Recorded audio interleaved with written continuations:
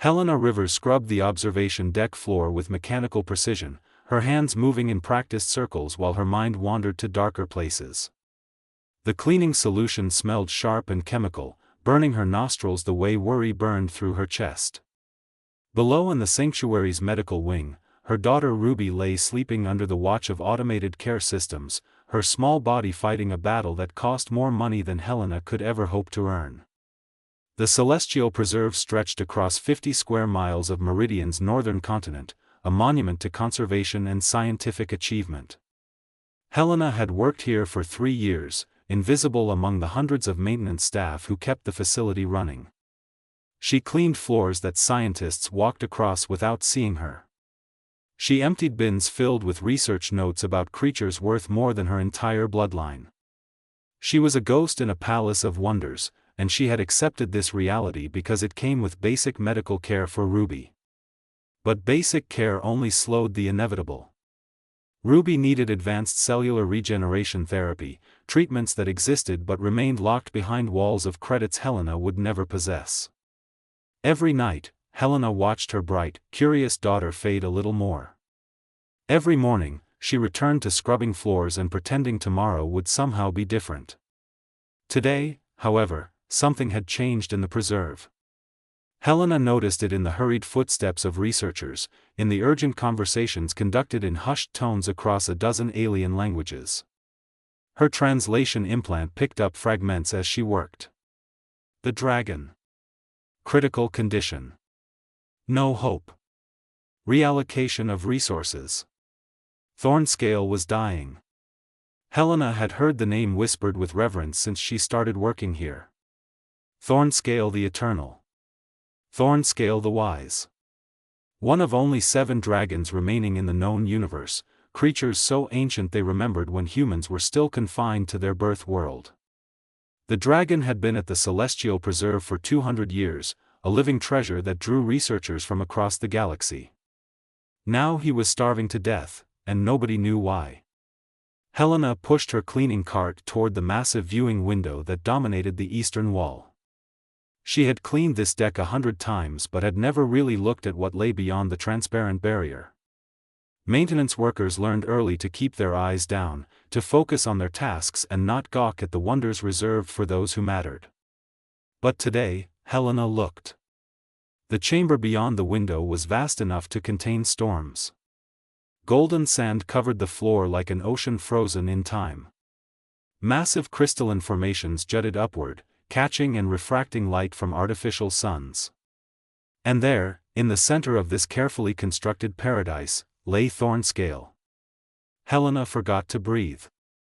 The dragon was impossibly large, his body stretching across what must have been 300 feet of space. His scales, which she had seen in promotional images shimmering like emeralds caught in sunlight, now appeared dull and lifeless. His wings, legendary things that could supposedly blot out moons, lay folded against his sides like crumpled paper. His massive head rested on the sand, eyes closed, each breath a visible struggle that sent small clouds of steam rising from his nostrils. Even dying, even reduced, Thornscale was magnificent in a way that made Helena's heart ache. She stood frozen, cleaning rag forgotten in her hand, and stared at the creature. Perhaps it was exhaustion that made her see connections where none existed. Perhaps it was the stress of watching her own loved one fade. But as she gazed at Thornscale, Helena saw something familiar in the way his chest rose and fell with labored effort. She recognized the exhaustion, the surrender, the quiet giving up that came when fighting felt too hard and rest seemed merciful. She had seen that same surrender in Ruby's eyes last week when the pain grew bad and her daughter had whispered, "Mama, I'm so tired." Thornscale's eye opened. Just one, just slightly, but it turned directly toward Helena. The eye was copper and gold and ancient beyond measure. It held depths that made Helena feel like she was falling upward into a sky that had no end. For 3 heartbeats, woman and dragon regarded each other across barriers of glass and species and impossible distance. Then the eye closed, and the moment shattered. Helena stumbled backward, her cart clattering. A researcher, a tall being with blue crystalline skin, glanced at her with irritation before returning to his holographic displays. Helena steadied herself and returned to cleaning, but her hands trembled. That evening, Helena collected Ruby from the Preserve's Child Care Center. Her daughter moved slowly, one hand pressed against the wall for balance. Helena's heart clenched as she watched Ruby struggle with stairs that should have been easy for an 8-year-old child. "Mama," Ruby said as they walked toward the transport station. "Can I ask you something?" "Always, sweetheart." "Do dragons dream?" Helena glanced down at her daughter in surprise. Ruby's brown eyes, so much like her father's, looked up with that particular intensity that meant she had been thinking deeply about something. "I don't know," Helena admitted. "Why do you ask?" "Because if I was a dragon, I would dream about flying. About going places nobody else could go and seeing things nobody else could see." Ruby paused, catching her breath. "Do you think the dragon here dreams about that?" Helena thought about Thornscale lying motionless in his golden prison, no matter how luxurious. "I think he might, baby." "That's sad," Ruby said quietly. "Dreaming about things you can't do anymore." That night, after Ruby fell asleep with her favorite stuffed bear clutched against her chest, Helena sat at her small kitchen table and did something she had not allowed herself to do in months. She cried. Not the quiet, controlled tears she permitted herself in the shower, but deep, shaking sobs that came from the core of her being. She cried for Ruby, brilliant and kind and fading. She cried for herself, working until exhaustion and still falling short. She cried for Thornscale, ancient and magnificent and giving up. She cried for all the dreams that grew too heavy to carry, for all the fights that became too hard to finish. When the tears finally stopped, Helena washed her face and made a decision that she could not explain even to herself. Tomorrow, she would do something foolish. Something that would probably get her fired and definitely violate about 50 sanctuary protocols. Tomorrow, she would try to help a dying dragon, because if she did not try, if she just accepted defeat and surrender, then what was the point of any of it? What was the point of fighting for Ruby if she could not even fight for one impossible thing? Helena Rivers had been invisible for 3 years. Tomorrow, she would matter. Helena arrived at the Celestial Preserve 2 hours before her shift began. The pre-dawn darkness wrapped around the building like a blanket, and the skeleton crew of night workers paid her no attention as she swiped her access card and slipped inside. Her heart hammered against her ribs, but her hands remained steady as she pushed her cleaning cart toward the elevators. She had packed the cart differently tonight. Beneath the usual supplies, hidden under folded towels, she carried items from her own kitchen. A container of vegetable stew she had made for Ruby. Fresh bread from the market. A small jar of honey. Ridiculous offerings for a creature that had rejected delicacies prepared by master chefs from across the galaxy, but Helena was not thinking like a scientist. She was thinking like a mother. The elevator climbed silently through the empty building. Floor 68 arrived with a soft chime, and Helena stepped into the corridor. Emergency lighting cast everything in shades of blue and shadow. Through the windows lining the hallway, she could see other habitat chambers, dark and still. The preserve slept, but Helena moved with purpose toward the observation deck. The deck was empty. Through the massive window, Thornscale lay exactly as she had seen him yesterday, a mountain of dulled scales and labored breathing. Helena approached the window and pressed her palm against the cool surface. "Hello," she whispered, feeling foolish but unable to stop herself. "I don't know if you can hear me. I don't know if you care. But I wanted to try something." Thornscale did not move. Helena had not expected him to. She studied the observation deck, noting the locations of security cameras and access panels. The preparation room where specialists created food offerings sat adjacent to the main deck, and beyond that was the entrance to the habitat itself. The entrance was locked, of course. Secured with biometric scanners and access codes far above her clearance level. Helena was a maintenance worker. She cleaned floors. She had no business even thinking about entering a dragon's habitat. But Helena had learned something during her 3 years at the preserve. Maintenance workers went everywhere.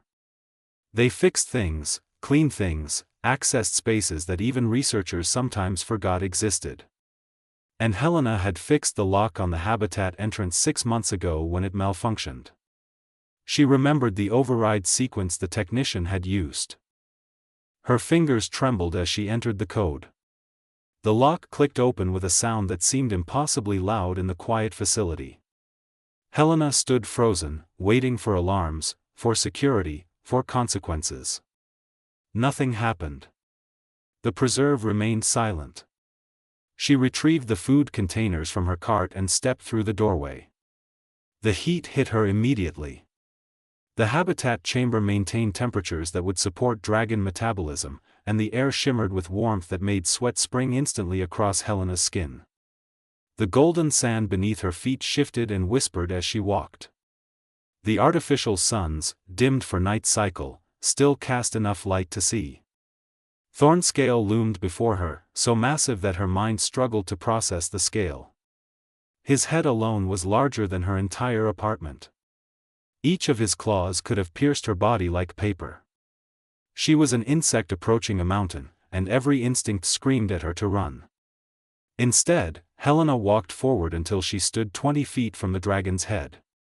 This close, she could see the intricate patterns of his scales, the way they overlapped like armor. She could smell something like heated stone and old smoke. She could feel the ground tremble slightly with each of his breaths. "I brought you something," Helena said, her voice small in the vast space. "It's not fancy. It's just what I make for my daughter. But I thought maybe you were tired of fancy." She opened the container of stew, and the smell of vegetables and herbs filled the air. It was simple food, poor food by the standards of those who ran this place. But it was made with care. It was made with love. Thornscale's eye opened. Helena gasped and nearly dropped the container. That copper and gold eye fixed on her with an intensity that felt like standing before the sun. Intelligence moved in those depths, ancient and vast and weighing. The dragon's pupil, a vertical slash of darkness, contracted as it focused on her. They stared at each other. Woman and dragon. Mother and legend. Neither moved. Then Thornscale's nostril, easily large enough for Helena to crawl inside, flared. The dragon inhaled deeply, and Helena realized he was smelling the stew. His eye shifted from her face to the container in her hands. "It's for you," Helena whispered. "If you want it." She set the container on the sand and stepped back, her legs shaking. Thornscale watched her retreat, then slowly, with effort that was painful to witness, the dragon lifted his massive head. Sand cascaded from his scales like waterfalls. His neck extended, muscles rippling beneath dulled emerald, until his head hovered above the small container. He sniffed again. Then his tongue, black and forked and impossibly large, emerged and lapped at the stew. Helena held her breath. Thornscale's eye closed as he tasted the simple food. For a long moment, nothing happened. Then the dragon's mouth opened, and with surprising delicacy, he consumed the entire container in one movement. Helena laughed. The sound burst from her throat, half sob and half joy, echoing across the chamber. Thornscale's eye opened again and regarded her with what might have been curiosity. "You ate," Helena said, tears streaming down her face. "You actually ate." She offered the bread next, breaking it into pieces and setting them on the sand. Thornscale consumed each piece, his movements growing stronger, more deliberate. Finally, Helena opened the jar of honey. "This was for Ruby," she said, pouring the golden liquid onto the sand. "My daughter. She loves sweet things, but they help with her appetite when the medicine makes her sick." Thornscale's tongue swept across the honey, and for the first time, Helena heard a sound from the dragon. A low rumble that vibrated through the air and the ground and her very bones. Not threatening. Almost pleased. Helena sat down on the sand, exhaustion and relief making her legs give out. I don't understand why you ate my food when you refused everything else. Maybe it doesn't matter. Maybe you were just ready. The dragon lowered his head until it rested on the sand again, but his eye remained open, watching her. Helena found herself talking, words spilling out in the darkness. My daughter is dying. The doctors say there are treatments that could save her, but I can't afford them. I work 3 shifts when I can, I've sold everything worth selling, and it's still not enough. Her voice broke. I watch her fade every day, and I can't stop it. I can't fix it. I'm her mother, and I can't save her.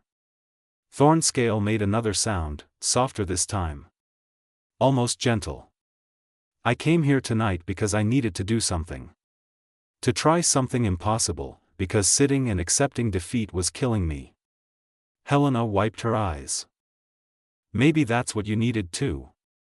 Not perfect food, but someone who understood what it feels like to be tired. Someone who gets that sometimes you stop eating not because the food is wrong, but because you've forgotten why it matters. The dragon's eye held hers, and Helena felt something pass between them. Understanding, perhaps. Recognition. 2 beings separated by species and size and everything that should have mattered, connected by the simple truth of exhaustion and the choice to keep fighting anyway. I should go, Helena said finally, rising on unsteady legs. Before someone discovers I was here. But I'll come back tomorrow, if you want. I'll bring more food. Nothing fancy, just honest meals. Thornscale's eye closed in what might have been agreement. Helena walked back across the sand, her footprints marking her passage. At the doorway, she turned back. Thank you, she said. For trying. It means more than you know. The habitat door closed behind her with a soft click. Helena reset the lock, gathered her cart, and returned to the observation deck. Through the window, she could see Thornscale still lying on the sand, but something had changed. The dragon's breathing seemed easier, his posture less defeated. Helena began her actual cleaning shift with a lightness in her chest she had not felt in months. She had done something impossible. She had fed a dragon that the greatest minds in the galaxy could not help. It would not last, probably. Tomorrow, Thornscale might refuse food again. Tomorrow, Helena might be discovered and fired. Tomorrow held 1,000 problems waiting to crush her. But tonight, she had mattered. A voice made her turn. You have been in the habitat. Helena's heart stopped. Standing in the doorway was Keeper Jandra, a slender being whose species Helena did not know. Jandra's skin shifted colors like oil on water, and her 3 eyes regarded Helena with an expression that might have been curiosity. I can explain, Helena began, but Jandra raised a hand with too many fingers. I watched on the security feeds. I saw what you did. Jandra moved closer to the window. Thornscale ate your food. Yes, Helena whispered, waiting for the consequences. This is against all protocols. You could be terminated. Possibly prosecuted. Jandra's colors shifted through shades of blue and green. But Thornscale has not eaten in 6 months. Every specialist has failed. And you, a maintenance worker with no training, succeeded in 1 night. I didn't mean to break the rules, Helena said. I just wanted to help. Jandra's 3 eyes all focused on Helena. Perhaps that is precisely why you succeeded. Everyone else wanted to solve a problem. You wanted to help a being who was suffering. The Keeper's colors settled into a soft purple. I will not report this. But you must tell me what you did differently. Helena explained about the simple food, the honest conversation, the connection she felt with Thornscale. As she spoke, Jandra's colors shifted again, cycling through expressions Helena could not read. Essence, Jandra said finally. We have been trying to provide essence through nutrition, through environment. But essence is not a substance. It is intention. It is care. It is the thing you give when you offer food not as sustenance but as love. Can that really make a difference? Helena asked. For dragons, perhaps it is the only thing that makes a difference. Jandra turned back to the window. They are not just biological systems. They are beings who have lived millennia. They remember purposes we have forgotten. And in captivity, no matter how luxurious, they lose that purpose. So what do I do? You return tomorrow night. You bring your simple food and your honest care. And we see if Thornscale continues to eat. Jandra's colors brightened. I will ensure you are not disturbed. This experiment is too important to abandon over protocol. Helena left the preserve as the sun rose, painting meridian sky in shades of gold and rose. She collected Ruby from their apartment where a neighbor had watched her during the night, and together they rode the transport to Ruby's medical appointment. The doctor, a human woman with kind eyes and tired shoulders, reviewed Ruby's latest scans. The degeneration is progressing. We need to start the advanced treatment soon, or we will lose our window. How soon? Helena asked. 2 months. Perhaps 3. Helena nodded, her chest tight. 2 months. She had 2 months to find credits she did not have, to accomplish the impossible for the second time. But she had fed a dying dragon. Surely that counted for something. For 3 weeks, Helena lived a double life. By day, she cleaned floors and cared for Ruby, watching her daughter grow weaker as the treatments they could afford proved insufficient. By night, she slipped into Thornscale's habitat with simple meals and honest conversation. The dragon ate everything she brought, and with each meal, his strength returned. His scales began to shimmer again, catching light like captured stars. His breathing grew steady and deep. His movements regained the grace that 3,000 years of life had perfected. Thornscale was healing, and Helena felt joy in that even as her own world crumbled. Ruby's condition worsened. The basic treatments could no longer hold back the cellular degeneration. Helena watched her daughter struggle to walk, to breathe, to simply exist without pain. Every credit Helena earned went to medication and care, leaving nothing for food beyond the cheapest options. Helena grew thin, hollowed out by worry and exhaustion. On the 21st night, as Helena sat beside Thornscale sharing a meal of rice and beans, the dragon did something unexpected. He lifted his massive head and brought it close to Helena, his copper and gold eye filling her entire vision. Then he exhaled, a long breath that washed over her like warm wind carrying the scent of ancient places. Helena felt something shift inside her. Energy flooded her tired body, warmth spreading through her chest.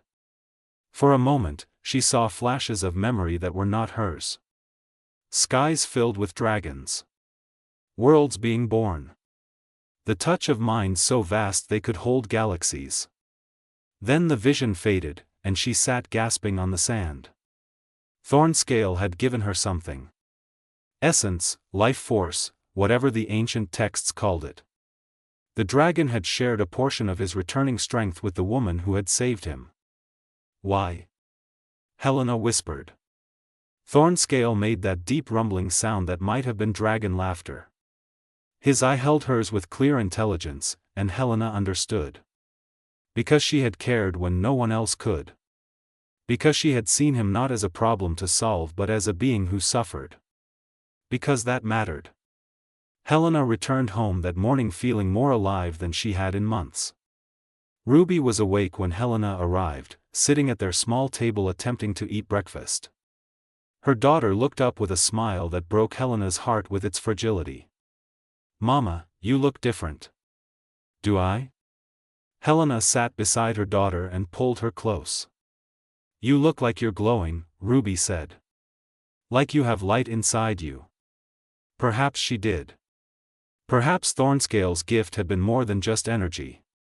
Perhaps he had shared something of the ancient purpose that kept dragons alive across millennia. That afternoon, Master Keeper Voss summoned Helena to his office. The four-armed alien regarded her with his crystalline eyes, holographic displays floating around him showing Thornscale's recovery data. The dragon is healing, Voss said without preamble. After 6 months of decline, Thornscale is regaining strength rapidly. Keeper Jandra has informed me of your involvement. Helena's stomach dropped. I know I violated protocol. I accept whatever punishment is appropriate. Punishment? Voss's crystals shifted color. Helena Rivers, you have accomplished what teams of specialists could not. You have saved one of the 7 remaining dragons in our galaxy. The Galactic Council is prepared to offer you a substantial reward. Helena blinked. Reward? 50,000 credits, a formal commendation, and a research position if you desire it. Voss leaned forward. But I must understand. What did you do that we could not? We have tried every food, every environment, every medical intervention known to science. Helena thought about her nights with Thornscale, about the simple meals and honest conversations. About recognizing exhaustion in another being and responding with care rather than expertise. You treated him like a problem, she said finally. I treated him like someone who had forgotten why living mattered. I didn't give him perfect nutrition. I gave him purpose. Voss's crystals cycled through complex patterns. Essence. We have been approaching it as a substance when it is actually intention. The dragons do not just consume food. They consume the meaning behind the offering. Something like that, Helena agreed. He needed to know someone cared about him, not about preserving a valuable specimen. He needed to matter to someone. And you made him matter. Voss stood, his 4 arms moving in a gesture that might have been respect. The reward is yours, Helena Rivers. And the thanks of the Galactic Council. 50,000 credits. Enough to save Ruby. Enough to afford the advanced treatments with credits left over for stability, for security, for the future Helena had stopped believing in. She wept in Voss's office, great heaving sobs of relief and joy. The alien keeper waited patiently until she could speak again. Thank you, Helena managed. Thank you so much. Thank Thornscale, Voss replied. He chose to eat your food when he could have refused. He chose to live when he could have surrendered. That choice saved him, and now it saves your daughter as well. Helena went directly to Ruby's doctor with the news. Within a week, her daughter began the advanced treatments. Helena watched as cellular regeneration therapy reversed the degeneration, as Ruby's energy returned, as her smile grew bright with genuine joy rather than brave pretense. 2 months later, Ruby ran through the preserve's gardens, laughing and whole and alive. Helena stood with Keeper Jandra watching her daughter play, tears of gratitude streaming down her face. The dragon asks for you, Jandra said, her colors shifting to warm golds. He wishes to see the child you saved. Helena collected Ruby, and together they approached the observation deck. Through the massive window, Thornscale lay on his golden sand, but now his scales blazed with emerald fire. His eyes were alert and bright. When he saw Helena and Ruby, the dragon rose to his full height, wings spreading in a display that made Ruby gasp with wonder. Mama, he's beautiful, Ruby breathed. Yes, he is. Thornscale lowered his head to the window, his eye level with Ruby's small form. The dragon and the child regarded each other, and Helena saw her daughter's face light with joy. Thank you for saving my mama, Ruby said, pressing her palm against the window. She said you gave her something special. Thornscale's rumble vibrated through the glass, gentle and warm. Then the dragon exhaled, and that same warm wind washed over them both. Ruby laughed, a sound like bells, and Helena felt the last of her worry dissolve. They stood together, mother and daughter and dragon, connected by the simple truth that caring mattered. That seeing suffering and choosing to act made all the difference. That sometimes the greatest wisdom came not from expertise but from recognizing your own pain in another being. Helena Rivers had been invisible for 3 years. She had scrubbed floors and emptied bins and existed in the shadows of greater people doing greater things. But she had seen a dying dragon and chosen to matter. She had offered simple food and honest care when others offered perfection and protocol. And that choice had saved them all. Months passed. Ruby grew strong and healthy, running through the preserve's gardens with the energy of a child who had been given a second chance at life. Helena accepted the research position Voss offered, using her unique understanding of dragon psychology to help care for the other 6 dragons in sanctuary facilities across the galaxy. Thornscale thrived. He ate regularly now, accepting food from specialists but always with special enthusiasm when Helena brought her simple meals. The dragon had remembered what it meant to have purpose, to be cared for as a being rather than a specimen. On Ruby's 9th birthday, Helena brought her daughter to Thornscale's habitat with official permission. They sat on the golden sand while the dragon rested nearby, his massive presence no longer frightening but comforting. "Mama," Ruby said, leaning against Helena's shoulder. "Do you think Thornscale was lonely before you helped him?" Helena considered the question. "I think he had forgotten he mattered to anyone. Sometimes that's lonelier than being alone. But he matters now." "Yes, baby. He matters now. Just like you matter. Just like everyone matters when someone chooses to see them." Thornscale's eye opened, watching them with ancient wisdom and gentle understanding. The dragon exhaled softly, sharing his warmth with the woman who had saved him and the child that woman had saved in turn. In the end, it was not expertise that had made the difference. Not knowledge or resources or protocol.